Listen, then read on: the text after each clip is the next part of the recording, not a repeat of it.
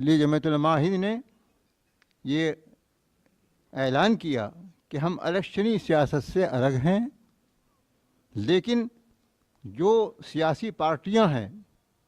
اور فرقہ پرستی ان کا عنوان نہیں ہے،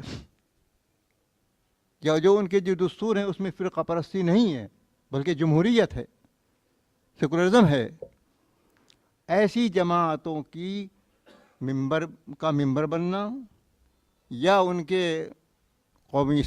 اسمبلی کا ممبر بننا، ایم ایل اے بننا، یا لوک سبھا کا ممبر بننا، راجیہ سبھا کا ممبر بننا، یہ ممنوع نہیں ہے، بلکہ بننا چاہیے۔ ہمارے اکابر نے اس کی کوشش کی ہے کہ جہاں جہاں جو نمائندہ مسلمان ہو جائے تو بہت ہی اچھا ہے، لیکن اگر مسلمان نہ ملے تو سیکولر